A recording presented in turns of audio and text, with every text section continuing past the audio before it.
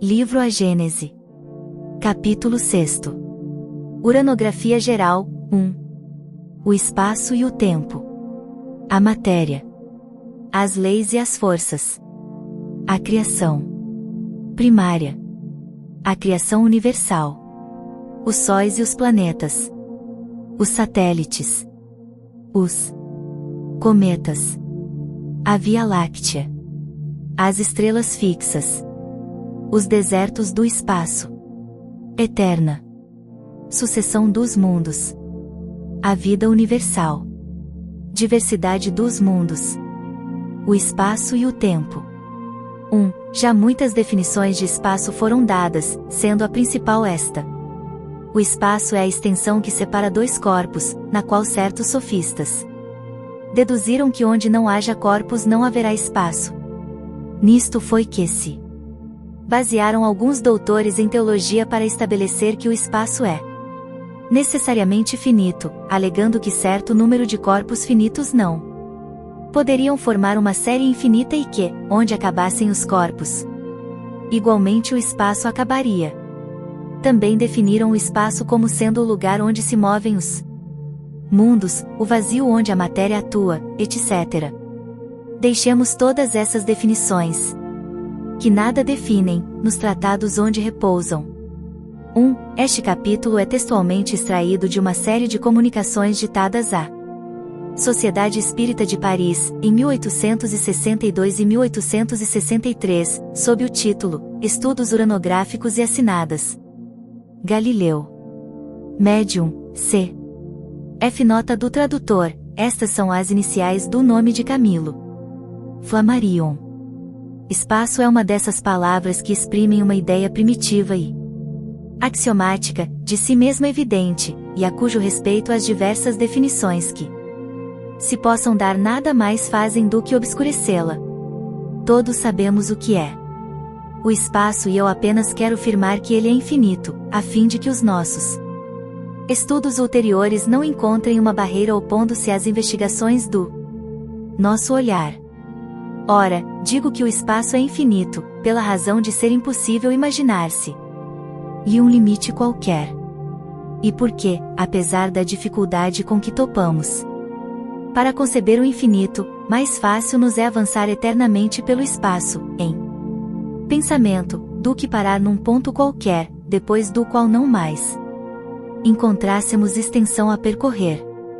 Para figurarmos, quanto nolo permitam as nossas limitadas faculdades, a infinidade do espaço, suponhamos que, partindo da Terra, perdida no meio do infinito, para um ponto qualquer do universo, com a velocidade prodigiosa da centelha elétrica, que percorre milhares de léguas por segundo, e que, havendo percorrido milhões de léguas mal tenhamos deixado este globo, nos achamos num lugar donde apenas o divisamos sob o aspecto de pálida estrela.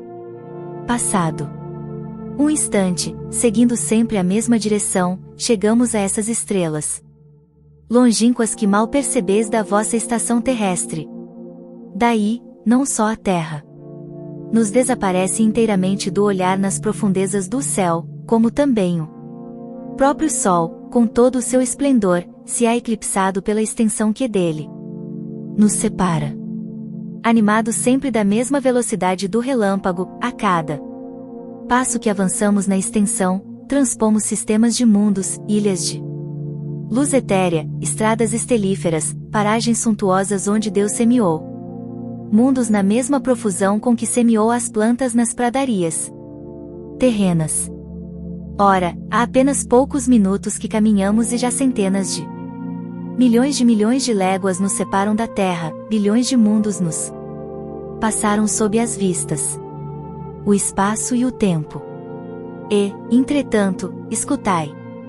Em realidade, não avançamos um só passo que seja no universo. Se continuarmos durante anos, séculos, milhares de séculos, milhões de períodos 100 vezes seculares e sempre com a mesma velocidade do relâmpago, nenhum passo igualmente teremos avançado, qualquer que seja o lado para onde nos dirijamos e qualquer que seja o ponto para onde nos encaminhemos, a partir desse grãozinho invisível donde saímos e aqui chamamos terra. Eis aí o que é o espaço. 2. Como a palavra espaço, tempo é também um termo já por si mesmo definido. Dele se faz ideia mais exata, relacionando-o com o todo infinito. O tempo é a sucessão das coisas. Está ligado à eternidade, do mesmo modo que as coisas estão ligadas ao infinito. Suponhamos-nos na origem do nosso mundo, na época primitiva em que a Terra ainda não se movia sob a divina impulsão, numa palavra, no começo da Gênese. O tempo então ainda não saíra do misterioso berço da natureza e ninguém pode dizer em que época de séculos nos achamos, porquanto o balancim dos séculos ainda não foi posto em movimento. Mas, silêncio. Soa na sineta eterna a primeira hora de uma terra insulada, o planeta se move no espaço e desde então a tarde e manhã. Para lá da Terra, a eternidade permanece impassível e imóvel, embora o tempo marche com relação a muitos outros mundos. Para a Terra, o tempo a substitui e, durante uma determinada série de gerações contar-se-ão os anos e os séculos. Transportemo-nos agora ao último dia desse mundo, à hora em que, curvado sob o peso da vetustez, ele se apagará do livro da vida para aí não mais reaparecer. Interrompe-se então a sucessão dos eventos, cessam os movimentos terrestres que mediam o tempo e o tempo acaba com eles.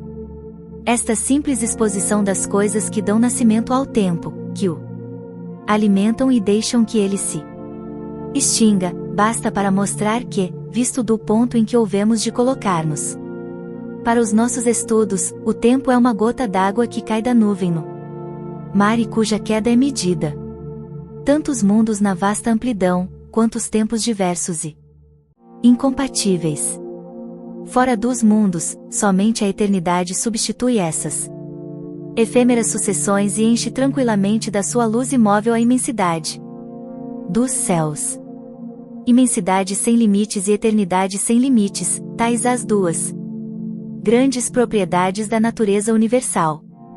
O olhar do observador, que atravessa, sem jamais encontrar o que o detenha, as incomensuráveis distâncias do espaço, e o do geólogo, que remonta além dos limites das idades, ou que desce às profundezas da eternidade de fauces escancaradas, onde ambos um dia se perderão, atuam em concordância, cada um na sua direção, para adquirir esta dupla noção do infinito, extensão e duração.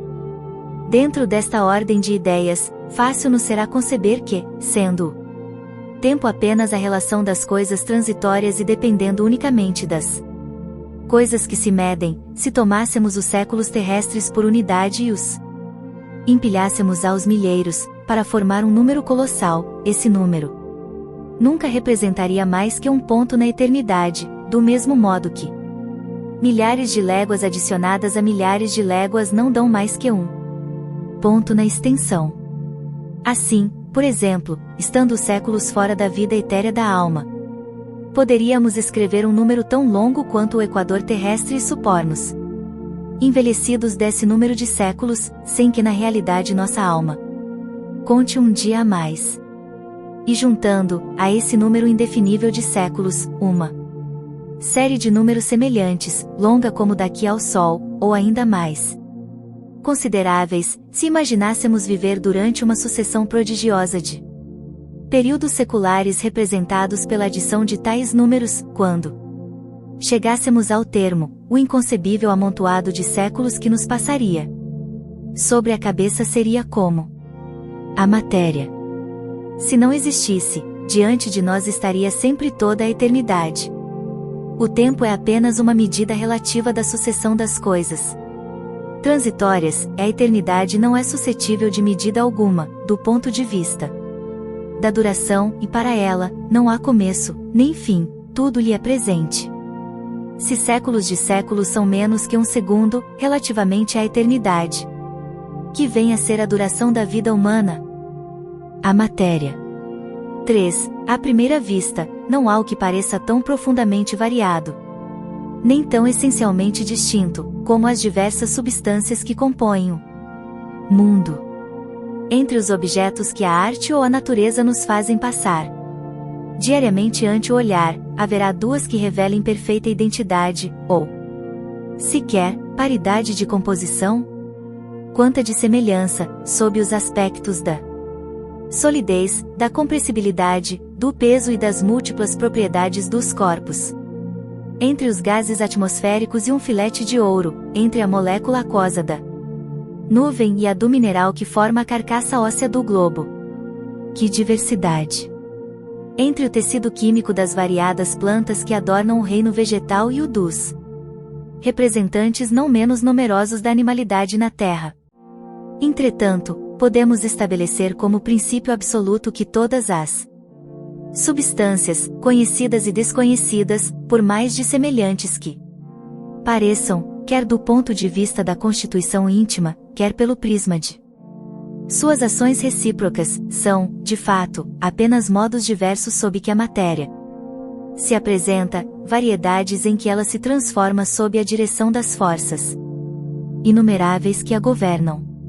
4. A química, cujos progressos foram tão rápidos depois da minha época, em a qual seus próprios adeptos ainda a relegavam para o domínio secreto da magia, ciência que se pode considerar, com justiça, filha do século da observação e baseada unicamente, de maneira bem mais sólida do que suas irmãs mais velhas, no método experimental. A química, digo, fez tábua rasa dos 4 elementos primitivos que os antigos concordaram em reconhecer na natureza, mostrou que o elemento terrestre mais não é do que a combinação de diversas substâncias variadas ao infinito. Que o ar e a água são igualmente decomponíveis e produtos de certo número de equivalentes de gás, que o fogo, longe de ser também um elemento principal, é apenas um estado da matéria, resultante do movimento universal a que esta se acha submetida e de uma combustão sensível ou latente. Em compensação, fez surgir considerável número de princípios, até então desconhecidos, que lhe pareceram formar, por determinadas combinações, as diversas substâncias, os diversos corpos que ela estudou e que atuam simultaneamente, segundo certas leis e em certas proporções, nos trabalhos que se realizam dentro do grande laboratório da natureza. Deu-a esses princípios o nome de corpos simples, indicando de tal modo que os considera primitivos e indecomponíveis e que nenhuma operação, até hoje, pode reduzi-los a frações relativamente mais simples do que eles próprios. 5. Mas, onde param as apreciações do homem, mesmo ajudadas pelos mais impressionantes sentidos artificiais, prossegue a obra da natureza, onde o vulgo toma a aparência como realidade, onde o prático levanta o véu e percebe o começo das coisas, o olhar daquele que pode apreender o modo de agir da natureza apenas vê, nos materiais constitutivos do mundo, a matéria cósmica. Primitiva, simples e una, diversificada em certas regiões na época do aparecimento destas, repartida em 1. Os principais corpos simples são, entre os não metálicos, o oxigênio, o hidrogênio, o azoto, o cloro, o carbono, o fósforo, o enxofre, o iodo, entre os metálicos, o ouro, a prata, a platina, o mercúrio, o chumbo, o estanho, o zinco, o ferro, o cobre, o arsênico, o sódio, o potássio, o cálcio, o alumínio, etc. Vide nota especial à página 138. As leis e as forças. Corpos solidários entre si, enquanto têm vida, e que um dia se desmembram por efeitos da decomposição no receptáculo da extensão. 6. Há questões que nós mesmos, espíritos amantes da ciência, não podemos aprofundar e sobre as quais não poderemos emitir senão opiniões pessoais, mais ou menos hipotéticas. Sobre essas questões, calar-me-ei, ou justificarei a minha maneira de ver. A com que nos ocupamos, porém, não pertence a esse número. Aqueles, portanto, que fossem tentados a enxergar nas minhas palavras unicamente uma teoria ousada, direi, abarcai, se for possível, com olhar investigador, a multiplicidade das operações da natureza e reconhecereis que, se não admitir a unidade da matéria, impossível será explicar, já não direi somente os sóis e as esferas, mas, sem ir tão longe, a germinação de uma semente na terra, ou a produção de um inseto. 7. Se observa tão grande diversidade na matéria, é porque, sendo em número ilimitado as forças que hão presidido às suas transformações e as condições em que estas se produziram, também as várias combinações da matéria não podiam deixar de ser ilimitadas. Logo, quer a substância que se considere pertença aos fluidos propriamente ditos, isto é, aos corpos imponderáveis, quer revista os caracteres e as propriedades ordinárias da matéria, não há, em todo o universo, senão uma única substância primitiva, o cosmo, ou matéria cósmica dos uranógrafos. As leis e as forças. 8. Se desses seres desconhecidos que consomem a sua efêmera existência no fundo das tenebrosas regiões do oceano, se desses poligástricos, uma dessas nereidas, miseráveis animálculos que da natureza mas não conhecem do que os peixes ictiófagos e as florestas submarinas, recebesse de repente o dom da inteligência, a faculdade de estudar o seu mundo e de basear suas apreciações num raciocínio conjetural extensivo à universalidade das coisas, que ideia faria da natureza viva que se desenvolve no meio por ele habitado e do mundo terrestre que escapa ao campo de suas observações? Se, agora, por maravilhoso efeito do poder da sua nova faculdade, esse mesmo ser chegasse a elevar-se, acima das suas trevas eternas, a galgar a superfície do mar, não distante das margens opulentas de uma ílade esplêndida vegetação, banhada pelo sol fecundante, dispensador de calor benéfico, que juízo faria ele das suas antecipadas teorias sobre a criação universal? Não as baniria, de pronto, substituindo-as por uma apreciação mais ampla, relativamente tão incompleta quanto a primeira? Tal, ó homens, a imagem da vossa ciência toda especulativa. 9. Vindo, pois, tratar aqui da questão das leis e das forças que regem o universo, eu, que apenas sou, como vós, um ser relativamente ignorante, em face da ciência real, malgrado a aparente superioridade que, com relação aos meus irmãos da Terra, me advém da possibilidade de estudar problemas naturais que lhes são interditos na posição em que eles se encontram como terrícolas, trago por único objetivo dar-vos uma noção geral das leis universais, sem explicar pormenorizadamente o modo de ação e a natureza das forças especiais que lhes são dependentes. Tal também a situação dos negadores do mundo dos espíritos, quando, após se haverem despojado do envoltório carnal, contemplam, desdobrados às suas vistas, os horizontes desse mundo.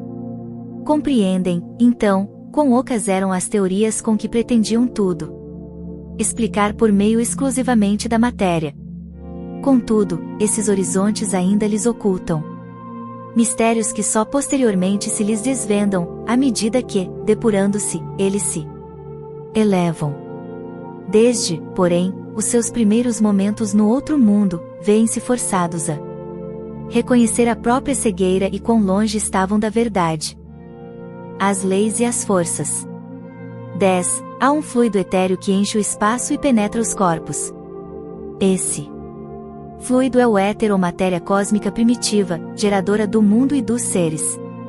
São-lhe inerentes as forças que presidiram às metamorfoses da matéria, as leis imutáveis e necessárias que regem o mundo. Essas múltiplas forças, indefinidamente variadas segundo as combinações da matéria, localizadas segundo as massas, diversificadas em seus modos de ação, segundo as circunstâncias e os meios, são conhecidas na Terra sob os nomes de gravidade, coesão, afinidade, atração, magnetismo, eletricidade ativa. Os movimentos vibratórios do agente são conhecidos sob os nomes de som, calor, luz, etc. Em outros mundos, elas se apresentam sob outros aspectos, revelam outros caracteres desconhecidos na Terra e, na imensa amplidão dos céus, forças em número indefinido se têm desenvolvido numa escala inimaginável, cuja grandeza tão incapazes somos de avaliar, como é o crustáceo, no fundo do oceano. Para apreender a universalidade dos fenômenos terrestres. 1. Ora, assim como só há uma substância simples, primitiva, geradora de todos os corpos, mas diversificada em suas combinações, também todas essas forças dependem de uma lei universal diversificada em seus efeitos. 1. Tudo reportamos ao que conhecemos e do que escapa à percepção dos nossos sentidos não compreendemos mais do que compreende o cego de nascença acerca dos efeitos da luz e da utilidade dos olhos. Possível é, pois, que noutros meios, o fluido cósmico possua propriedades, seja suscetível de combinações de que não fazemos nenhuma ideia, produza efeitos apropriados a necessidades que desconhecemos, dando lugar a percepções novas ou a outros modos de percepção. Não compreendemos, por exemplo, que se possa ver sem os olhos do corpo e sem a luz. Quem nos diz, porém, que não existam outros agentes, abra a luz, aos quais são adequados organismos especiais? A vista sonambúlica, que nem a distância, nem os obstáculos materiais, nem a obscuridade detém, nos oferece um exemplo disso. Suponhamos que, num mundo qualquer, os seres sejam normalmente o que só excepcionalmente o são os nossos sonâmbulos, e eles, sem precisarem da nossa luz, nem dos nossos olhos, verão o que não podemos ver. O mesmo se dá com todas as outras sensações. As condições de vitalidade e de perceptibilidade, as sensações e as necessidades variam de conformidade com os meios. E que, pelos desígnios eternos, foi soberanamente imposta a criação, para lhe imprimir harmonia e estabilidade. 11. A natureza jamais se encontra em oposição a si mesma, uma só é a divisa do brasão do universo, unidade e variedade. Remontando a escala dos mundos, encontra-se a unidade de harmonia e de criação, ao mesmo tempo que uma variedade infinita no imenso jardim de estrelas. Percorrendo os degraus da vida, desde o último dos seres até Deus, patenteia-se a grande lei de continuidade. Considerando as forças em si mesmas, pode-se formar com elas uma série, cuja resultante, confundindo-se com a geratriz, é a lei universal. Não podeis apreciar esta lei em toda a sua extensão, por serem restritas e limitadas as forças que a representam no campo das vossas observações. Entretanto, a gravitação e a eletricidade podem ser consideradas como uma larga aplicação da lei primordial, que impera para lá dos céus. Todas essas forças são eternas, explicaremos este termo, e universais. Como a criação. Sendo inerentes ao fluido cósmico, elas atuam necessariamente em tudo e em toda parte, modificando suas ações pela simultaneidade ou pela sucessividade, predominando aqui, apagando-se ali. Pujantes e ativas em certos pontos, latentes ou ocultas noutros, mas, afinal, preparando, dirigindo, conservando e destruindo os mundos em seus diversos períodos de vida, governando os maravilhosos trabalhos da natureza, onde quer que eles se executem, assegurando para sempre o eterno esplendor da criação. A criação primária. 12. Depois de termos considerado o universo sob os pontos de vista gerais da sua composição, das suas leis e das suas propriedades, podemos estender os nossos estudos ao modo de formação que deu origem aos mundos e aos seres. Desceremos, em seguida, à criação da Terra, em particular, e ao seu estado atual na universalidade das coisas e daí, tomando esse globo por ponto de partida e por unidade relativa, procederemos aos nossos estudos planetários e siderais. 13. Se bem compreendemos a relação, ou, antes, a oposição entre a eternidade e o tempo, se nos familiarizamos com a ideia de que o tempo não é mais do que uma medida relativa da sucessão das coisas transitórias, ao passo que a eternidade é essencialmente una, imóvel e permanente, insuscetível de qualquer medida, do ponto de vista da duração, compreenderemos que para ela não há começo, nem fim. Do outro lado, se fazemos ideia exata, embora, necessariamente, muito fraca, da infinidade do poder divino, compreenderemos como é possível que o universo haja existido sempre e sempre exista. Desde que Deus existiu, suas perfeições eternas falaram.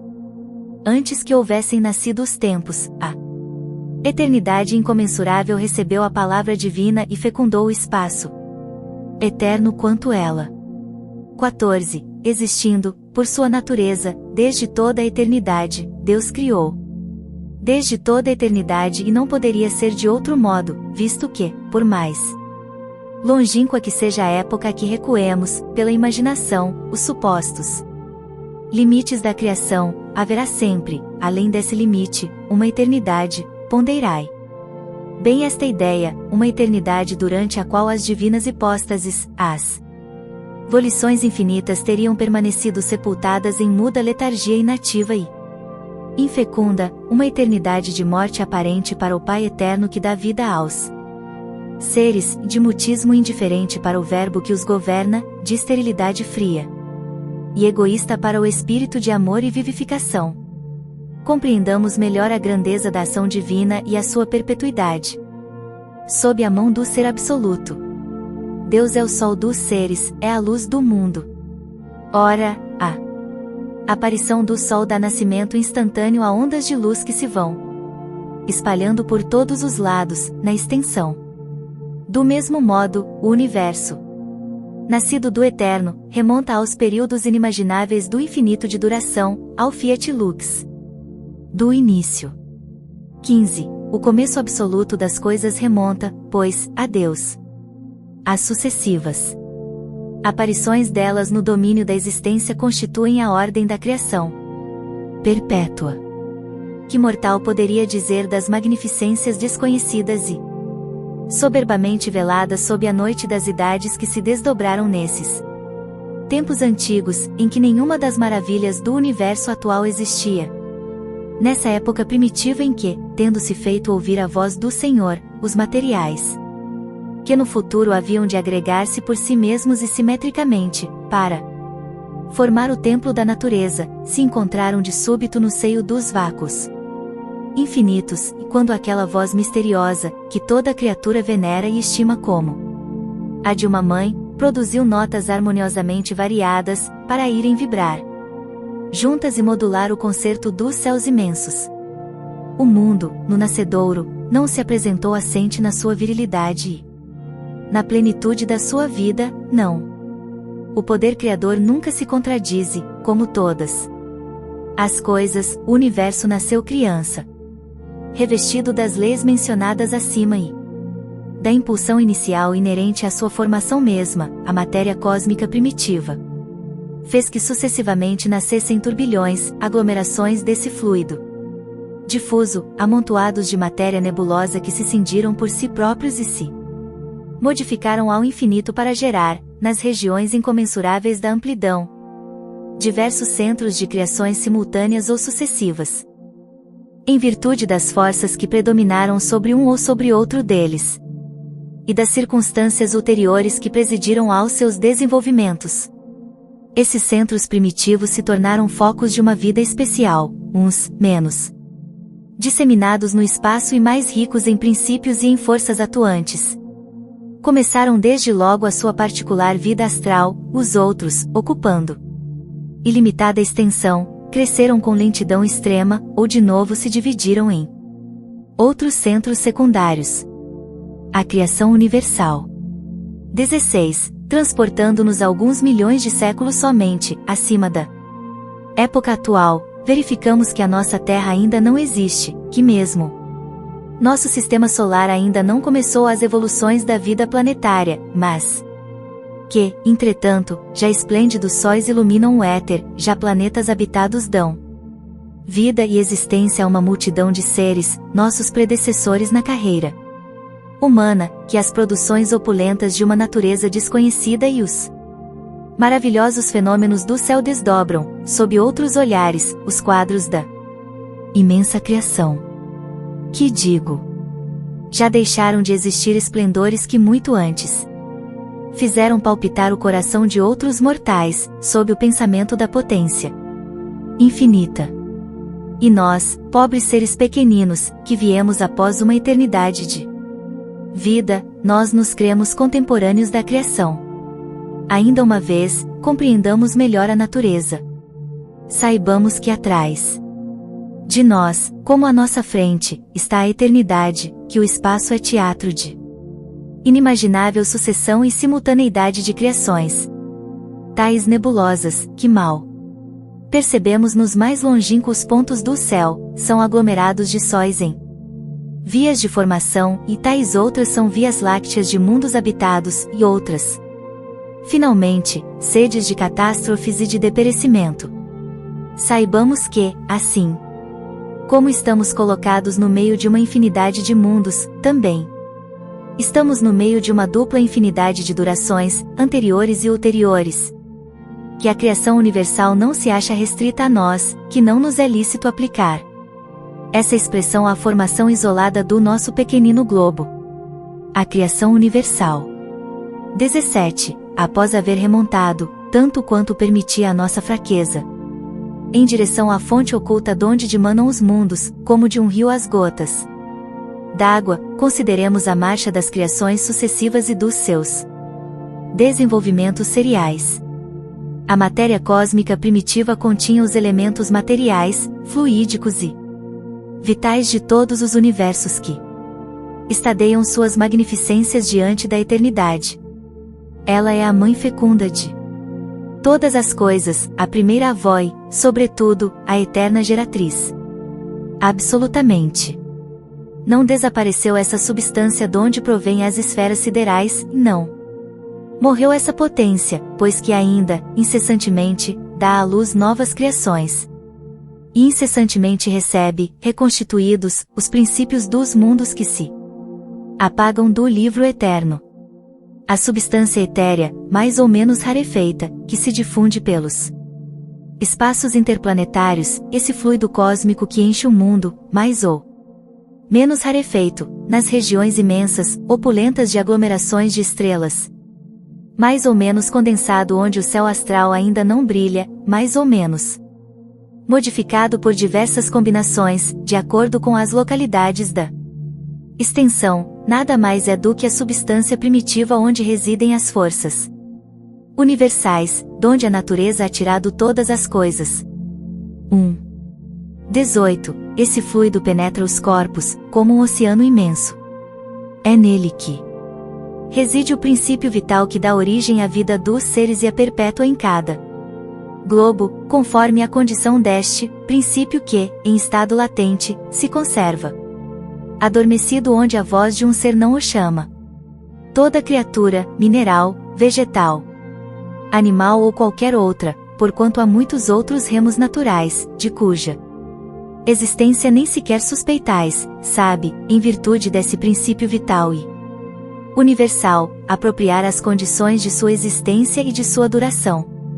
As moléculas do mineral têm uma certa soma dessa vida, do mesmo modo que a semente do embrião, e se se perguntasseis qual o princípio dessas forças e como pode esse princípio estar na substância mesma que o produz, responderíamos que a mecânica numerosos exemplos nos oferece desse fato. A elasticidade, que faz com que uma mola se distenda, não está na própria mola e não depende do modo de agregação das moléculas. O corpo que obedece à força centrífuga recebe a sua impulsão do movimento primitivo que lhe foi impresso. Grupam, como no organismo, em figuras simétricas que constituem os indivíduos. Muito importa nos compenetremos da noção de que a matéria cósmica primitiva se achava revestida, não só das leis que asseguram a estabilidade dos mundos, como também do universal princípio vital que forma gerações espontâneas em cada mundo, à medida que se apresentam as condições da existência sucessiva dos seres e quando soa a hora do aparecimento dos filhos da vida, durante a período criador. Efetua-se assim a criação universal. É, pois, exato dizer-se que, sendo as operações da natureza a expressão da vontade divina, Deus a criado sempre. Cria incessantemente e nunca deixará de criar. 19. Até aqui, porém, temos guardado silêncio sobre o mundo espiritual, que também faz parte da criação e cumpre seus destinos conforme as augustas prescrições do Senhor.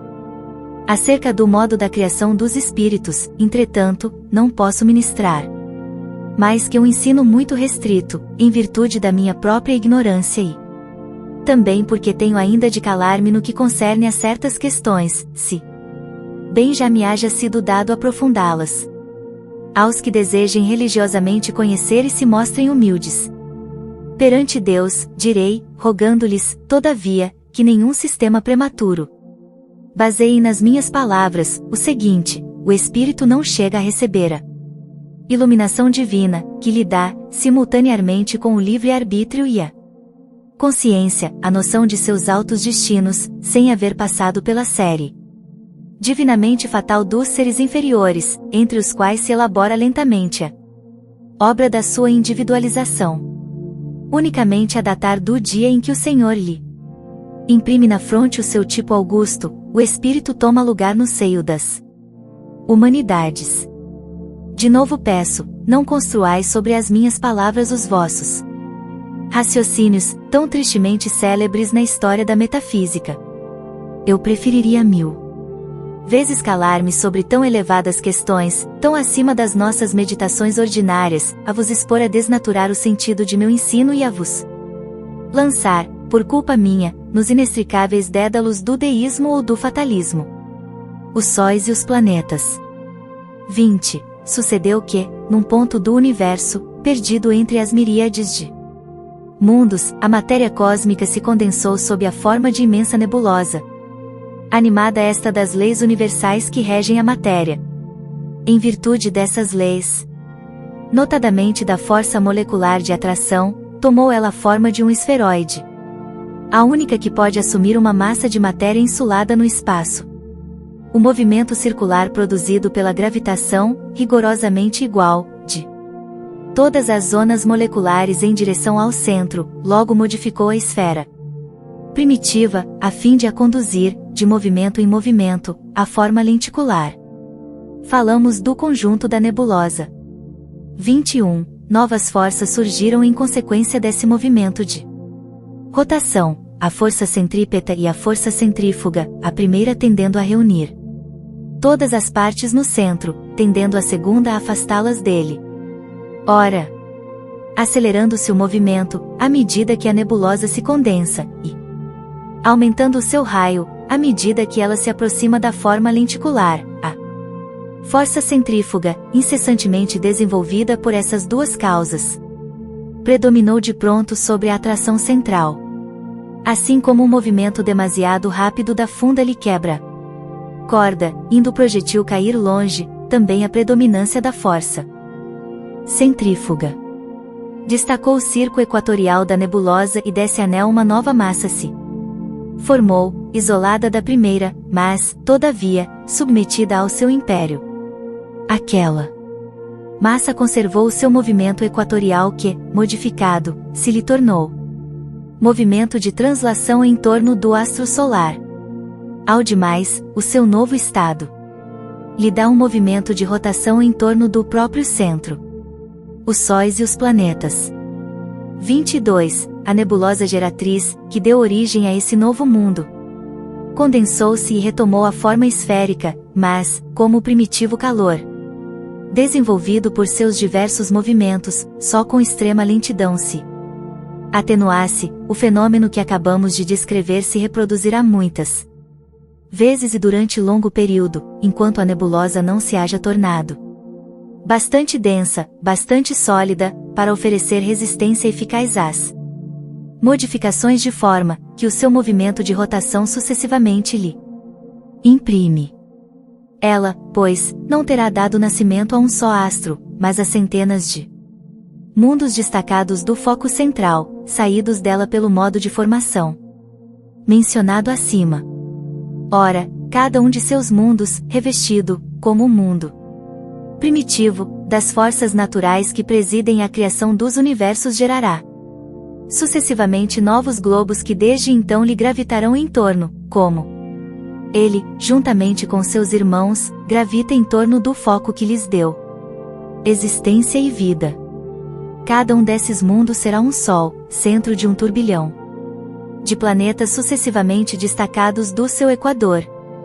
Esses planetas receberão uma vida especial, particular, embora dependente do astro que os gerou. 23. Os planetas são, assim, formados de massas de matéria condensada, porém, ainda não solidificada, destacadas da massa central pela ação de força centrífuga e que tomam, em virtude das leis do movimento, a forma esferoidal, mais ou menos elíptica, conforme o grau de fluidez que conservaram. Um desses planetas será a Terra que, antes de se resfriar e revestir de uma crosta sólida, dará nascimento à Lua, pelo mesmo processo de formação astral a que ela própria deveu a sua existência. A Terra, doravante inscrita no livro da vida, berço de criaturas cuja fraqueza as asas da divina providência protege, nova corda colocada na harpa infinita e que, no lugar que ocupa, tem de vibrar no concerto universal dos mundos. Os satélites. 24. Antes que as massas planetárias houvessem atingido um grau de resfriamento bastante a lhes operar o solidificação, massas menores, verdadeiros glóbulos líquidos, se desprenderam de algumas no plano equatorial. Plano em que é maior a força centrífuga, e, por efeito das mesmas leis, adquiriram um movimento de translação em torno do planeta que as gerou, como sucedeu a estes com relação ao astro central que lhes deu origem. Foi assim que a Terra deu nascimento à Lua, cuja massa, menos considerável, teve que sofrer um resfriamento mais rápido. Ora, as leis e as forças que presidiram ao fato de ela se destacar do equador terreno, e o seu movimento de translação no mesmo plano, agiram de tal sorte que esse mundo, em vez de revestir a forma esferoidal, tomou-a de um globo ovoide, isto é, a forma alongada de um ovo, com o centro de gravidade fixado na parte inferior. 25. As condições em que se efetuou a desagregação da Lua pouco lhe permitiram afastar-se da Terra e a constrangeram a conservar-se perpetuamente suspensa no seu firmamento, como uma figura ovoide cujas partes mais pesadas formaram a face inferior voltada para a Terra e cujas partes menos densas lhe constituíram o vértice, se com essa palavra se designar a face que, do lado oposto à Terra, se eleva para o céu. É o que faz que esse astro nos apresente sempre a mesma face. Para melhor compreender-se o seu estado geológico, pode ele ser comparado a um globo de cortiça, tendo formada de chumbo a face voltada para a Terra. Daí, duas naturezas essencialmente distintas na superfície do mundo lunar, uma, sem qualquer analogia com o nosso, porquanto lhe são desconhecidos os corpos fluidos e etéreos, a outra, leve, relativamente à Terra, pois que todas as substâncias menos densas se encaminharam para esse hemisfério. A primeira, perpetuamente voltada para a Terra, sem águas e sem atmosfera, a não ser, aqui e ali, nos limites desse hemisfério subterrestre, a outra, rica de fluidos, perpetuamente oposta ao nosso mundo. 26. O número e o estado dos satélites de cada planeta tem variado de acordo com as condições especiais em que eles se formaram. Alguns não deram origem a nenhum astro secundário, como se verifica com Mercúrio, Vênus e Marte. 2, ao passo que outros, como a Terra, Júpiter, Saturno, etc., formaram um ou vários desses astros secundários. 27. Além de seus satélites ou luas, o planeta Saturno apresenta o fenômeno especial do anel que, visto de longe, parece cercá-lo de uma como auréola branca. Esse anel é, com efeito, o resultado de uma separação. Esta teoria da Lua, nova inteiramente, explica, pela lei da gravitação, o motivo por quê. Esse astro apresenta sempre a mesma face para a Terra, tendo o centro de gravidade num dos pontos de sua superfície, em vez de estar no centro da esfera, e sendo, em consequência, atraído para a Terra por uma força maior do que a que atrai as partes mais leves, a Lua pode ser tida como uma dessas figuras chamadas vulgarmente João Paulino, que se levantam constantemente sobre a sua base, ao passo que os planetas, cujo centro de gravidade está a distâncias iguais da superfície, giram regularmente sobre o próprio eixo. Os fluidos vivificantes, gasosos ou líquidos, por virtude da sua leveza específica, se encontrariam acumulados no hemisfério superior, perenemente oposto à Terra. O hemisfério inferior, o único que vemos, seria desprovido de tais fluidos e, por isso, impróprio à vida que, entretanto, reinaria no outro. Se, pois, o hemisfério superior é habitado, seus habitantes jamais viram a Terra, a menos que excursionem pelo outro, o que lhes seria impossível, desde que este carece das condições indispensáveis à vitalidade. Por muito racional e científica que seja essa teoria, como ainda não foi confirmada por nenhuma observação direta, somente a título de hipótese pode ser aceita e como ideia capaz de servir de baliza à ciência. Não se pode, porém, deixar de convir em que é a única, até ao presente, que dá uma explicação satisfatória das particularidades que apresenta o globo lunar. Vide nota especial à página 139. 2. Nota da editora: em 1877, foram descobertos 2 satélites de Marte, Phobos e Deimos, que se operou no equador de Saturno, ainda nos tempos primitivos, do mesmo modo que uma zona equatorial se escapou da Terra para formar o seu satélite. A diferença consiste em que o anel de Saturno se formou, em todas as suas partes, de moléculas homogêneas, provavelmente já em certo estado de condensação, e pode, dessa maneira, continuar o seu movimento de rotação no mesmo sentido e em tempo quase igual ao do que anima o planeta.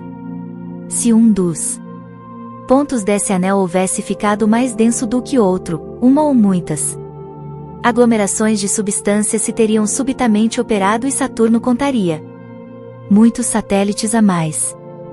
Desde a época da sua formação, esse anel se solidificou, do mesmo modo que os outros corpos planetários. Os cometas. 28. Astros errantes, os cometas, ainda mais do que os planetas, que conservaram a denominação etimológica, serão os guias que nos ajudarão a transpor os limites do sistema a que pertence a Terra e nos levarão às regiões longínquas da extensão sideral. Mas, antes de explorarmos os domínios celestes, com o auxílio desses viajantes do universo, bom será demos a conhecer, tanto quanto possível, a natureza intrínseca deles e o papel que lhes cabe na economia planetária.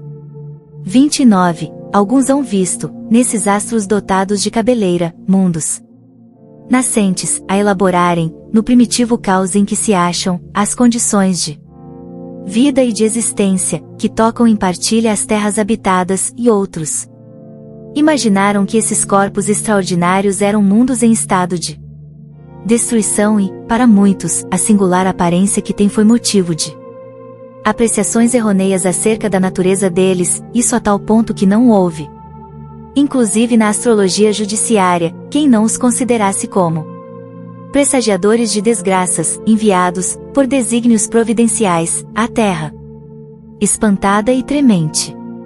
Os cometas. 30. A lei de variedade se aplica em tão larga escala nos trabalhos da natureza, que admira hajam os naturalistas, os astrônomos e os filósofos fabricado tantos sistemas para assimilar os cometas aos astros planetários e para somente verem neles astros em graus mais ou menos adiantado de desenvolvimento ou de caducidade. Entretanto, os quadros da natureza deveriam bastar amplamente para afastar o observador da preocupação de perquirir relações inexistentes e deixar aos cometas o papel modesto, porém útil, de astros errantes, que servem de exploradores aos impérios solares. Porque, os corpos celestes de que tratamos são coisa muito diversa dos corpos planetários, não têm por destinação, como estes, servir de habitação a humanidades. Vão sucessivamente de sóis em sóis, enriquecendo-se, às vezes, pelo caminho, de fragmentos planetários reduzidos ao estado de vapor, aurir nos focos solares, os princípios vivificantes e renovadores que derramam sobre os mundos terrestres. Capítulo 9, número 12. 31. Se, quando um desses astros se aproxima do nosso pequenino globo, para lhe atravessar a órbita e voltar ao seu apogeu, situado a uma distância incomensurável do Sol, o acompanhássemos, pelo pensamento, para visitar com ele as províncias siderais, transporíamos a prodigiosa extensão de matéria etérea que separa das estrelas mais próximas o Sol e, observando os movimentos combinados desse astro, que se suporia desgarrado no deserto infinito, ainda aí encontraríamos uma prova eloquente da universalidade das leis da natureza, que atuam a distâncias que a mais ativa imaginação mal pode conceber. Aí, a forma elíptica toma a forma parabólica e a marcha se torna tão lenta que o cometa não chega a percorrer mais que alguns metros, no mesmo tempo durante o qual, em seu perigeu, percorria muitos milhares de léguas. Talvez um Sol mais poderoso, mais importante do que o que ele acaba de deixar, exerça sobre esse cometa uma atração preponderante e o receba na categoria de seus súditos. Então, na vossa pequenina terra, em vão as crianças espantadas lhe aguardarão o retorno, que haviam predito, baseando-se em observações incompletas. Nesse caso, nós, que pelo pensamento acompanhamos a essas regiões desconhecidas o cometa errante, depararemos com uma nação nova, que os olhares terrenos não podem encontrar. Inimaginável para os espíritos que habitam a Terra, inconcebível mesmo para as suas mentes, porquanto ela será teatro de inexploradas maravilhas. Chegamos ao mundo astral, nesse mundo deslumbrante dos vastos sóis que irradiam pelo espaço infinito e que são as flores brilhantes do magnífico jardim da criação. Lá chegados, apenas saberemos o que é a Terra. A Via Láctea. 32. Pelas belas noites estreladas e sem luar, toda a gente há contemplado essa faixa esbranquiçada que atravessa o céu de uma extremidade à outra e que os antigos cognominaram de Via Láctea, por motivo da sua aparência leitosa. Esse clarão difuso o olho do telescópio o tem longamente explorado nos modernos tempos, essa estrada de poeira de ouro. Esse regato de leite da mitologia antiga se transformou num vasto campo de inconcebíveis maravilhas. As pesquisas dos observadores conduziram ao conhecimento da sua natureza e revelaram que, ali, onde o olhar errante apenas percebia uma fraca luminosidade, há milhões de sóis mais luminosos e mais importantes do que o que nos clareia a Terra. 33. Com efeito, a Via Láctea é uma campina matizada de flores solares e planetárias, que brilham em toda a sua enorme extensão. O nosso Sol e todos os corpos que o acompanham fazem parte desse conjunto de globos radiosos que formam a Via Láctea. Malgrado, porém, às suas proporções gigantescas relativamente à Terra, e à grandeza do seu império, ele, o Sol, ocupa inapreciável lugar em tão vasta criação.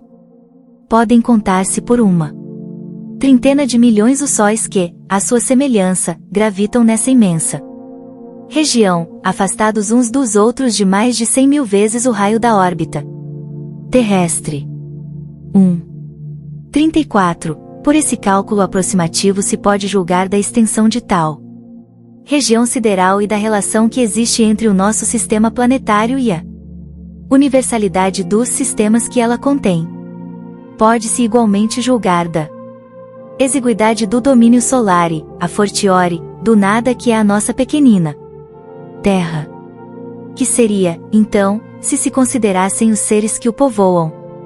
Digo, do nada, porque as nossas determinações se aplicam não só à extensão material, física, dos corpos que estudamos, o que pouco seria, mas também e sobretudo, ao estado moral deles como habitação e ao grau que ocupam na eterna hierarquia dos seres. A criação se mostra aí em toda a sua majestade, engendrando e propagando, em torno do mundo solar e em cada um dos sistemas que o rodeiam por todos os lados, as manifestações da vida e da inteligência. 35. Assim, fica-se conhecendo a posição que o nosso Sol ou a Terra ocupam no mundo das estrelas. Ainda maior peso ganharão estas considerações, se refletirmos sobre o estado mesmo da Via Láctea que, na imensidade das criações siderais, não representa mais do que um ponto insensível e inapreciável, vista de longe, porquanto ela não é mais do que uma nebulosa estelar, entre os milhões das que existem no espaço. Se ela nos parece mais vasta e mais rica do que outras, é pela única razão de que nos cerca e se desenvolve em toda a sua extensão sob os nossos olhares, ao passo que as outras, sumidas nas profundezas insondáveis, mal se deixam entrever. 36. Ora, sabendo-se que a Terra nada é, ou quase nada, no sistema solar, que este nada é, ou quase nada, na Via Láctea, esta por sua vez, nada, ou quase nada. Mais de 3 trilhões e 400 bilhões de léguas. Na universalidade das nebulosas e essa própria universalidade bem pouca coisa. Dentro do imensurável infinito, começa-se a compreender o que é o globo terrestre. As estrelas fixas. 37. As estrelas chamadas e fixas e que constelam os dois hemisférios do firmamento não se acham de todo isentas de qualquer atração exterior, como geralmente se supõe. Longe disso, elas pertencem todas a uma mesma aglomeração de astros estelares, aglomeração que não é senão a grande nebulosa de que fazemos parte e cujo plano equatorial, projetado no céu, recebeu o nome de Via Láctea. Todos os sóis que a constituem são solidários. Suas múltiplas influências reagem perpetuamente umas sobre as outras e a gravitação universal as grupa todas numa mesma família. 38. Esses diversos sóis estão na sua maioria, como o nosso, cercados de mundos secundários, que eles iluminam e fecundam por intermédio das mesmas leis que presidem a vida do nosso sistema planetário. Uns, como Sírio, são milhares de milhões de vezes mais grandiosos e magnificentes em dimensões e em riquezas do que o nosso e muito mais importante é o papel que desempenham no universo. Também planetas em muito maior número e muito superiores aos nossos o cercam. Outros são muito dissemelhantes pelas suas funções astrais. É assim que certo número desses sóis, verdadeiros gêmeos da ordem sideral, são acompanhados de seus irmãos da mesma idade, e formam, no espaço, sistemas binários, aos quais a natureza outorgou funções inteiramente diversas das que tocaram ao nosso Sol. Lá, os é o a que se dá, em astronomia, o nome de estrelas duplas. São dois sóis, um dos quais gira em torno do outro, como um planeta em torno do seu Sol. De que singular e magnífico espetáculo não gozarão os habitantes dos mundos que formam esses sistemas iluminados por duplo Sol. Mas, também, quão diferentes não hão de ser neles as condições da vitalidade. As estrelas fixas. Anos não se medem pelos mesmos períodos, nem os dias pelos mesmos sóis e esses mundos, iluminados por um duplo facho, foram dotados de condições de existência inimagináveis por parte dos que ainda não saíram deste pequenino mundo terrestre. Outros astros, sem cortejo, privados de planetas, receberam elementos de habitabilidade melhores do que os conferidos a qualquer dos demais. Na sua imensidade, as leis da natureza se diversificam e, se a unidade é a grande expressão do universo, a variedade infinita é igualmente seu eterno atributo. 39. Malgrado ao prodigioso número dessas estrelas e de seus sistemas, malgrado as distâncias incomensuráveis que as separam, elas Pertencem todas à mesma nebulosa estelar que os mais possantes telescópios mal conseguem atravessar e que as concepções da mais ousada imaginação apenas logram alcançar, nebulosa que, entretanto, é simplesmente uma unidade na ordem das nebulosas que compõem o mundo astral. 40. As estrelas chamadas fixas não estão imóveis na amplidão. As constelações que se figuraram na abóbada do firmamento não são reais criações simbólicas. A distância a que se acham da Terra e a perspectiva sob a qual se mede, da estação terrena, o universo, constituem as duas causas dessa dupla ilusão de ótica. Capítulo 5, número 12. 41. Vimos que a totalidade dos astros que cintilam na cúpula azulada se acha encerrada numa aglomeração cósmica. Numa comunicação dada ulteriormente, acrescentou o espírito Galileu, há mesmo sistemas ainda mais complicados, em que diferentes sóis desempenham, uns com relação a outros, o papel de satélites. Produzem-se então maravilhosos efeitos de luz, para os habitantes dos globos que tais sóis iluminam, tanto mais quanto, sem embargo da aparente proximidade em que se encontram uns dos outros, podem mundos habitados circular entre eles e receber alternativamente as ondas de luz diversamente coloridas, cuja reunião recompõe a luz branca, numa mesma nebulosa que chamais Via Láctea. Mas, por pertencerem todos ao mesmo grupo, não se segue que esses astros não estejam animados todos de movimento de translação no espaço, cada um com o seu. Em parte nenhuma existe o repouso absoluto. Eles têm a regê-los as leis universais da gravitação e rolam no espaço ilimitado sob a impulsão incessante dessa força imensa. Rolam, não segundo roteiros traçados pelo acaso, mas segundo órbitas fechadas, cujo centro um astro superior ocupa. Para tornar, por meio de um exemplo, mais compreensíveis as minhas palavras, falarei de modo especial do vosso Sol. 42. Sabe-se, em consequência de modernas observações, que ele não é fixo, nem central, como se acreditava nos primeiros tempos da nova astronomia, que avança pelo espaço, arrastando consigo o seu vasto sistema de planetas, de satélites e de cometas. Ora, não é fortuita esta marcha e ele não vai, errando pelos vácuos infinitos, transviar seus filhos e seus súditos, longe das regiões que lhe estão assinadas. Não, sua órbita é determinada e, em concorrência com outros sóis da mesma ordem e rodeados todos de certo número de terras habitadas, ele gravita em torno de um Sol central. Seu movimento de gravitação, como o dos sóis seus irmãos, é inapreciável a observações anuais, porque somente grande número de períodos seculares seriam suficientes para marcar um desses anos astrais.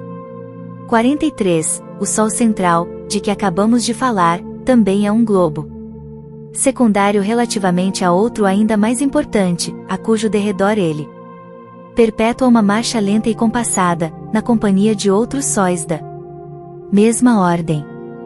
Poderíamos comprovar esta subordinação sucessiva de sóis a sóis, até sentirmos cansada a imaginação de subir através de tal hierarquia, porquanto não o esqueçamos, em números redondos, 1/30 de milhões de sóis se pode contar na Via Láctea, subordinados uns aos outros, como rodas gigantescas de uma engrenagem imensa. 44. E esses astros, em números incontáveis, vivem vida solidária. Assim como, na economia do vosso mundinho terrestre, nada se acha isolado, também nada o está no universo incomensurável. De longe, ao olhar investigador do filósofo que pudesse abarcar o quadro que o espaço e o tempo desdobram, esses sistemas de sistemas pareceriam uma poeira de grãos de ouro levantada em turbilhão pelo sopro divino, que faz voem nos céus os mundos siderais, como voam os grãos de areia no dorso do deserto. Em parte nenhuma há imobilidade, nem silêncio, nem noite. O grande espetáculo que então se nos desdobraria ante os olhos seria a criação real. imensa e cheia da vida etérea, que no seu formidável conjunto o olhar infinito do Criador abrange. Mas, até aqui, temos falado de uma única nebulosa, que com os milhões de sóis, e os seus milhões de terras habitadas, forma apenas, como já o dissemos, uma ilha no arquipélago infinito. Os desertos do espaço. 45. Inimaginável deserto, sem limites, se estende para lá da aglomeração de estrelas de que vimos de tratar, e a envolve. As solidões. Sucedem solidões e incomensuráveis planícies do vácuo se distendem pela amplidão em fora. Os amontoados de matéria cósmica se encontram isolados no espaço como ilhas flutuantes de enormíssimo arquipélago. Se quisermos, de alguma forma, apreciar a distância enorme que separa o aglomerado de estrelas, de que fazemos parte, dos outros aglomerados mais próximos, precisamos saber que essas ilhas estelares se encontram disseminadas e raras no vastíssimo oceano dos céus, e que a extensão que as separa, umas das outras, é incomparavelmente maior do que as que lhes medem as respectivas dimensões.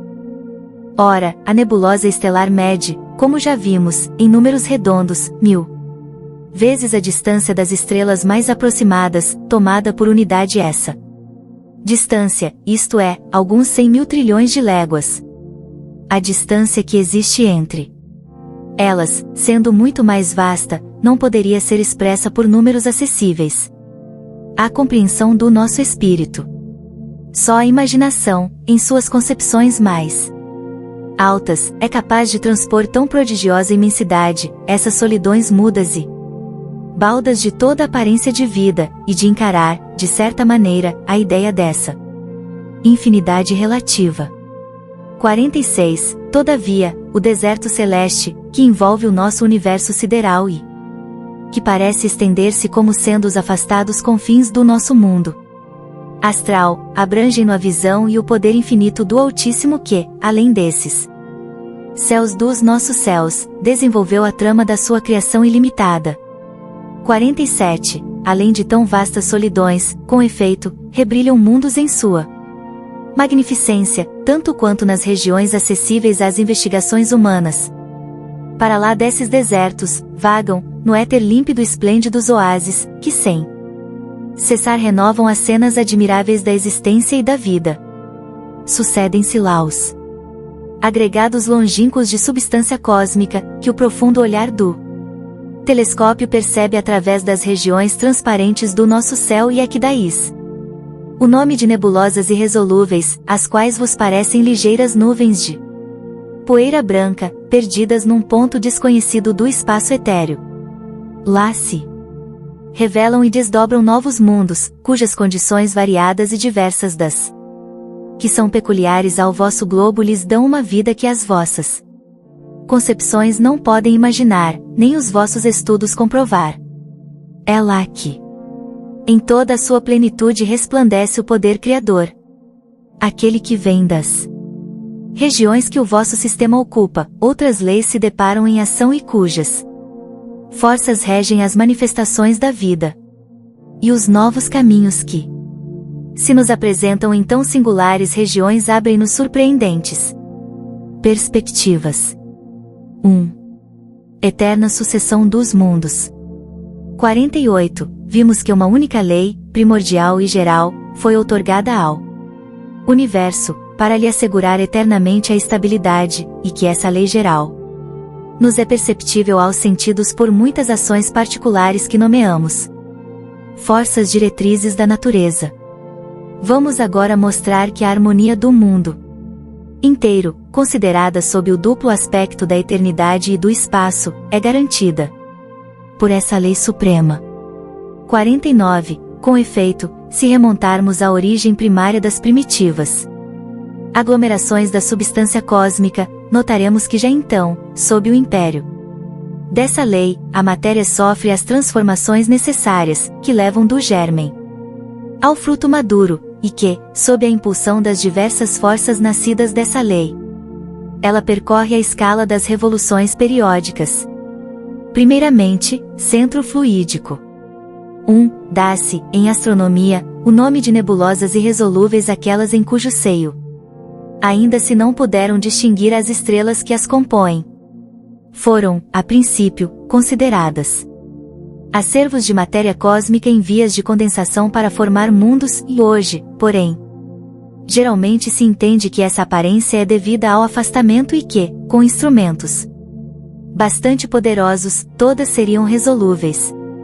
Uma comparação familiar pode dar ideia, embora muito imperfeita, das nebulosas. Resolúveis são os grupos de centelhas projetadas pelas bombas dos fogos de artifício, no momento de explodirem. Cada uma dessas centelhas figurará uma estrela e o conjunto delas a nebulosa, ou grupo de estrelas reunidas num ponto do espaço e submetidas a uma lei comum de atração e de movimento. Vistas de certa distância, mal se distinguem essas centelhas, tendo o grupo por elas formado a aparência de uma nuvenzinha de fumaça. Não seria exata esta comparação, se se tratasse de massas de matéria cósmica condensada. A nossa Via Láctea é uma dessas nebulosas. Conta perto de 30 milhões de estrelas ou sóis que ocupam nada menos de algumas centenas de trilhões de léguas de extensão e, entretanto, não é a maior. Suponhamos uma média de 20 planetas habitados. Dos movimentos, em seguida, gerador dos mundos, mais tarde, núcleo central e atrativo das esferas que lhe nasceram do seio. Já sabemos que essas leis presidem a história do cosmo, o que agora importa saber é que elas presidem igualmente à destruição dos astros. Porquanto a morte não é apenas uma metamorfose do ser vivo, mas também uma transformação da matéria inanimada.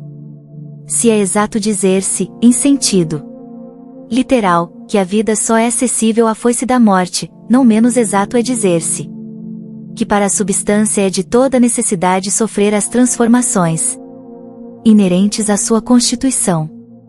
50. Temos aqui um mundo que, desde o primitivo berço, percorreu toda a extensão dos anos que a sua organização especial lhe permitia percorrer. Extinguiu-se-lhe o foco interior da existência, seus elementos perderam a virtude inicial, os fenômenos da natureza, que reclamavam, para se produzirem, a presença e a ação das forças outorgadas a esse mundo, já não mais podem produzir-se, porque a alavanca da atividade delas já não dispõe do ponto de apoio que lhe era indispensável. Circulando em torno de cada Sol, teremos 600 milhões de mundos só para o nosso grupo. Se nos pudéssemos transportar da nossa nebulosa para outra, aí estaríamos como em meio da nossa Via Láctea, porém com um céu estrelado de aspecto inteiramente diverso e este, malgrado as suas dimensões colossais, nos pareceria, de longe, um pequenino floco lenticular, perdido no infinito. Mas, antes de atingirmos a nova nebulosa, seríamos qual viajante que deixa uma cidade e percorre vasto país inabitado, antes que chegue a outra cidade.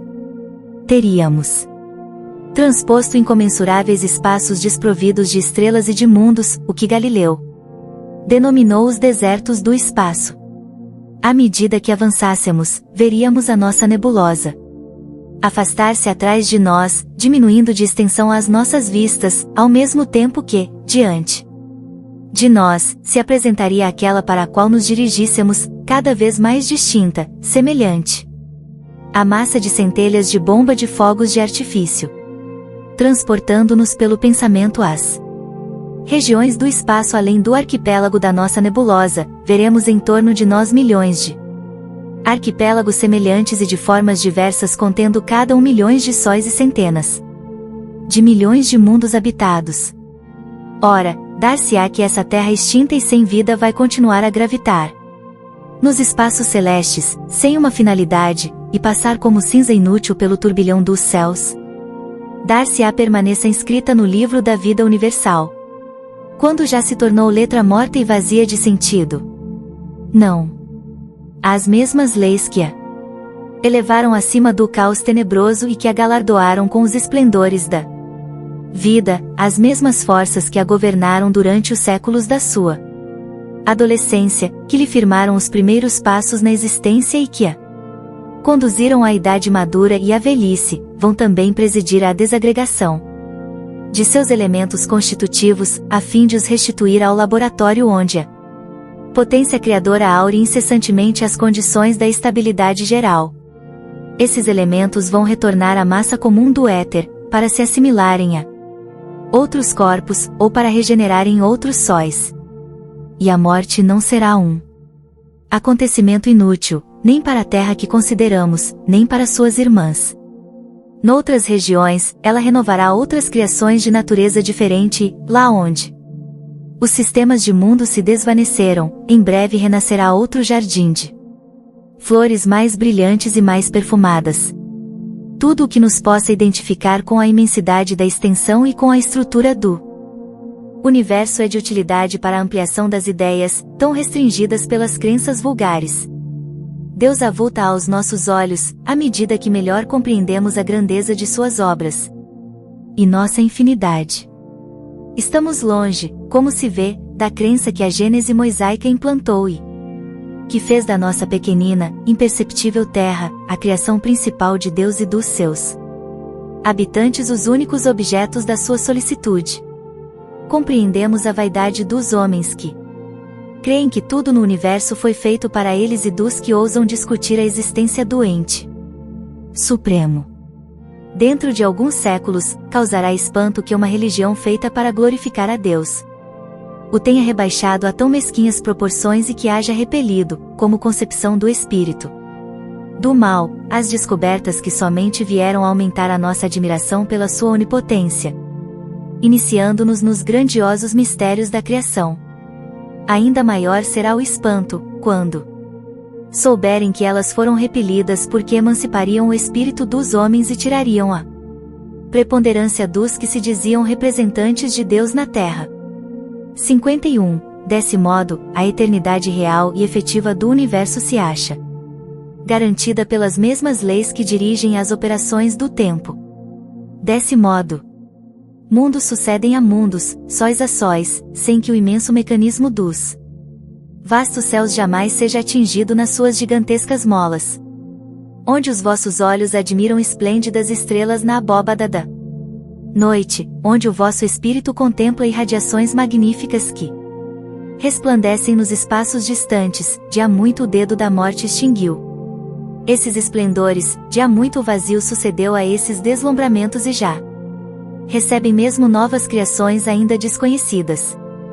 A distância imensa aqui se encontram esses astros, por efeito da qual a luz que nos enviam gasta milhares de anos a chegar até nós, faz com que somente hoje recebamos os raios que eles nos enviaram longo tempo antes da criação da Terra e com que ainda os admiremos durante milhares de anos após a sua desaparição real, que são os 6.000 anos da humanidade histórica, diante dos períodos seculares, segundos em vossos séculos, que são as vossas observações astronômicas, diante do estado absoluto do mundo, a sombra eclipsada pelo Sol. 52. Logo, reconheçamos, aqui como nos nossos outros estudos, que a Terra e o homem são nada em confronto com o que existe e que as mais colossais operações do nosso pensamento ainda se estendem apenas. Há aqui um efeito do tempo que a luz gasta para atravessar o espaço. Sendo de 70.000 léguas por segundo a sua velocidade, ela nos chega do Sol em 8 minutos e 13 segundos. Daí resulta que, se um fenômeno se passa na superfície do Sol, não o percebemos senão 8 minutos mais tarde e, pela mesma razão, ainda o veremos 8 minutos depois da sua cessação. Se, em virtude do seu afastamento, a luz de uma estrela consome 1000 anos para nos chegar, só 1000 anos depois da sua formação veremos essa estrela. Veja-se, para explicação e descrição completa desse fenômeno, a Revue Spirit de março e maio de 1867, páginas 93 e 151, resenha de Lumen, por C. Flammarion. A vida universal. Sobre um campo imperceptível, diante da imensidade e da eternidade de um universo que nunca terá fim. E, quando esses períodos da nossa imortalidade nos houverem passado. Sobre as cabeças, quando a história atual da Terra nos aparecer qual sombra vaporosa no fundo da nossa lembrança, quando, durante séculos incontáveis, houvermos habitado esses diversos degraus da nossa hierarquia cosmológica, quando os mais longínquos domínios das idades futuras tiverem sido por nós perlustrados em inúmeras peregrinações, teremos diante de nós a sucessão ilimitada dos mundos e por perspectiva a eternidade imóvel, a vida universal. 53. Essa imortalidade das almas, tendo por base o sistema do mundo físico, pareceu imaginária a certos pensadores prevenidos e qualificaram-na ironicamente de imortalidade viajora e não compreenderam que só ela é verdadeira ante o espetáculo da criação. Entretanto, pode se tornar compreensível toda a sua grandeza, quase diríamos, toda a sua perfeição. 54. Que as obras de Deus sejam criadas para o pensamento e a inteligência, e que os mundos sejam moradas de seres que as contemplam e lhes descobrem, sob o véu, o poder e a sabedoria daquele que as formou, são questões que já nos não oferecem dúvida, mas, que sejam solidárias às almas que as povoam, é o que importa saber. 55. Com efeito, a inteligência humana encontra dificuldade em considerar esses globos radiosos que cintilam na amplidão como simples massas de matéria inerte e sem vida. Custa-lhe a pensar que não haja, nessas regiões distantes, magníficos crepúsculos e noites esplendorosas, sóis fecundos e dias transbordantes de luz, vales e montanhas, onde as produções múltiplas da natureza desenvolvam toda a sua luxuriante pompa. Custa-lhe a imaginar, digo, que o espetáculo divino em que a alma pode retemperar-se como em sua própria vida, seja baldo da existência e carente de qualquer ser pensante que o possa conhecer. 56. Mas, a essa ideia eminentemente justa da criação, faz-se mister acrescentar a da humanidade solidária, e é nisso que consiste o mistério da eternidade futura. Uma mesma família humana foi criada na universalidade dos mundos e os laços de uma fraternidade que ainda não sabeis apreciar foram postos a esses mundos.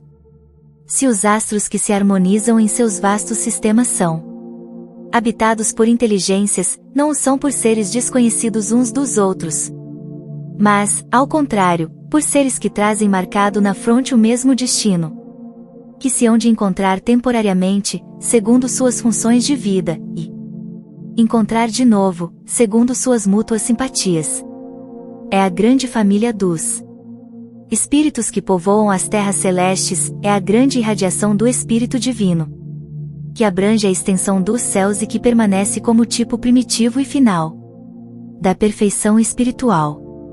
57. Por que singular aberração se há podido crer fosse mister negar a imortalidade às vastas regiões do éter, quando a encerravam dentro de um limite inadmissível e de uma dualidade absoluta? O verdadeiro sistema do mundo deveria, então, preceder a verdadeira doutrina dogmática e a ciência preceder a teologia? Esta se transviará tanto que irá colocar sua base sobre a metafísica? A resposta é fácil e mostra que a nova filosofia se sentará triunfante nas ruínas da antiga, porque sua base se terá erguido vitoriosa sobre os antigos erros. Diversidade dos mundos. 58. Acompanhando-nos em nossas excursões celestes, visitastes conosco as regiões imensas do espaço. Debaixo das nossas vistas, os sóis sucederam aos sóis, os sistemas aos sistemas, as nebulosas às nebulosas. Diante dos nossos passos, desenrolou-se o panorama esplêndido da harmonia do cosmo e antegozamos a ideia do infinito, que somente de acordo com a nossa perfectibilidade futura poderemos compreender em toda a sua extensão. Os mistérios do éter nos desvendaram o seu enigma até aqui indecifrável e, pelo menos, concebemos a ideia da universalidade das coisas. Cumpre que agora nos detenhamos a refletir. 59. É belo, sem dúvida, haver reconhecido quanto é ínfima a Terra e medíocre a sua importância na hierarquia dos mundos, é belo haver abatido-a presunção humana, que nos é tão cara, e nos termos humilhado ante a grandeza absoluta, ainda mais belo, no entanto, será que interpretemos em sentido moral o espetáculo de que fomos testemunhas. Quero falar do poder infinito da natureza e da ideia que devemos fazer do seu modo de ação nos diversos domínios do vasto universo. 60. Acostumados, como estamos, a julgar das coisas pela nossa insignificante e pobre habitação, imaginamos que a natureza não pode ou não teve de agir sobre os outros mundos, senão segundo as regras que lhe conhecemos na Terra. Ora, precisamente neste ponto é que importa. Reformemos a nossa maneira de ver. Lançai por um instante o olhar sobre uma região qualquer do vosso globo e sobre uma das produções da vossa natureza. Não reconhecereis aí o cunho de uma variedade infinita e a prova de uma atividade sem par? Não vedes na asa de um passarinho das Canárias, na pétala de um botão de rosa entreaberto, a prestigiosa fecundidade dessa bela natureza? Apliquem-se aos seres que adejam nos ares os vossos estudos, 10 são eles a violeta dos prados, mergulhem nas profundezas do oceano, em tudo e por toda a parte lereis esta verdade universal: a natureza onipotente age conforme os lugares, os tempos e as circunstâncias, ela é una em sua harmonia geral, mas múltipla em suas produções, e brinca com um sol, como com uma gota d'água, povoa de seres vivos um mundo imenso com a mesma facilidade com que faz-se abra o ovo posto pela borboleta. 61. Ora, se é tal a variedade que a natureza nos ha podido evidenciar em todos os sítios deste pequeno mundo tão acanhado, tão limitado, quão mais ampliado não deveis considerar esse modo de ação, ponderando nas perspectivas dos mundos enormes. Quão mais desenvolvida e pujante não a deveis reconhecer, operando nesses mundos maravilhosos que, muito mais do que a Terra, e atestam a inapreciável perfeição. Não vejais, pois, em torno de cada um dos sóis do espaço, apenas sistemas planetários semelhantes ao vosso sistema planetário, não vejais nesses planetas desconhecidos, apenas os 3 remos que se estadeiam ao vosso derredor. Pensai, ao contrário, que, assim como nenhum rosto de homem se assemelha a outro rosto em todo o gênero humano, também uma portentosa diversidade, inimaginável, se acha espalhada pelas moradas eternas que vogam no seio dos espaços. Do fato de que a vossa natureza animada começa no zoófito para terminar no homem, de que a atmosfera alimenta a vida terrestre, de que o elemento líquido a renova incessantemente, de que as vossas estações fazem se sucedam nessa vida os fenômenos que as distinguem, não concluais que os milhões e milhões de terras que rolam pela amplidão sejam semelhantes a que habitais. Longe disso, aquelas diferem, de acordo com as diversas condições que lhes foram prescritas e de acordo com o papel que a cada uma coube no cenário do mundo. São pedrarias variegadas de um imenso mosaico, as diversificadas flores de admirável parque. Notas especiais da editora, a 16ª edição, de 1973. E, corpos simples. A respeito dos corpos simples, a que se referiu o codificador à página 108, é conveniente. Para maiores detalhes, o exame da classificação periódica natural dos elementos, de Mendeleev, Grande Enciclopédia Delta Larousse. Página 2361, Rio, 1971. E, para interessantes conclusões adicionais, será valiosa a leitura dos Caps 15, a evolução da matéria por individualidades químicas, o hidrogênio e as nebulosas, 16, a série das individuações químicas, de HAU, por peso atômico e isovalências periódicas, e 17, a estequiogênese e as espécies químicas desconhecidas. De A Grande Síntese, obra mediúnica de Pietro Ubaldi, traduzida por Guilom Ribeiro, edição de 1939, da FEB. Segunda, Teoria da Lua. Em face da teoria da Lua, descrita no capítulo 6º, itens 24 e 25, e do comentário do codificador na respectiva nota de rodapé, a página 121, de que tal teoria somente a título de hipótese pode ser admitida, não obstante ter sido ela a única, até então, que dava explicação satisfatória sobre a esfera lunar, oferecemos ao leitor conclusões de cientistas modernos, nas obras adiante indicadas, visando a facilitar-lhes a apreensão rápida e sintética do assunto. A Terra, os planetas e as estrelas, de K. e Edgevort, Editorial Verbo, Lisboa, 1964. Página 37, 38 e 40. Um ponto interessante acerca da Lua, com o qual todos estamos familiarizados, é que ela volta sempre a mesma face para a Terra. Outro aspecto, menos conhecido mas também de considerável interesse, e de não menos considerável importância, é a forma do equador lunar. Em vez de ser circular, como no caso da Terra, o equador da Lua é elíptico, com o eixo maior apontado para nós. A explicação admitida para tal fato é que o corpo da Lua foi originalmente suficientemente plástico para permitir esta particular modelagem na sua forma, e que tal modelagem ocorreu quando o satélite se encontrava muito mais perto da Terra que nos dias de hoje. A forma atual corresponderia a um dia lunar muito mais curto, equivalente a 3 meio-dias dos nossos, e supõe-se que a onda de maré, arrefecida quase subitamente, deu à Lua esta forma particular para todo o sempre. A rotação da Lua foi se atrasando de tal modo que o dia lunar veio a coincidir com o mês lunar, por isso a Lua volta sempre a mesma face para a Terra. B. Astronomie, les Astres, L. Univers, de L. Rudaux e G. de Vaucouleurs. Librairie Larousse, Paris, 1948, página 1820. Os autores examinam muitos detalhes, fornecem ilustrações e concluem identicamente ao supraexposto. C. Astronomia e Astronáutica. Dicionário Brasileiro, do Padre Jorge O. Grade de Paiva, Rio, 1969, página 145, edição do autor. Movimentos, dois principais, rotação e revolução, aquele em torno do eixo e, este, à volta da Terra.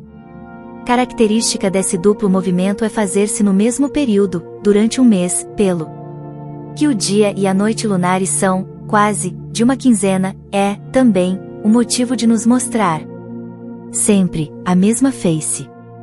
D. Grande Enciclopédia Delta Larousse, volume 9, página 4106. Rio, 1971. A Lua é animada de um movimento de rotação em torno de si mesma, num eixo inclinado de 83 graus 30 sobre o plano da órbita. A duração da rotação é exatamente igual à duração de sua revolução em torno da Terra. Por isso a Lua apresenta sempre a mesma face para a Terra. Diante do exposto, aguardemos ulteriores manifestações da ciência sobre a teoria contida em A Gênese, de Allan Kardec, esperando que as missões do Programa Apollo, de pousos de pesquisadores astronautas no solo lunar, realizadas com êxito, venham a contribuir, após rigorosa análise de quanto foi conseguido coletar, com conclusões novas para a formulação de outra, ou para a confirmação de uma das existentes teorias a respeito da Lua.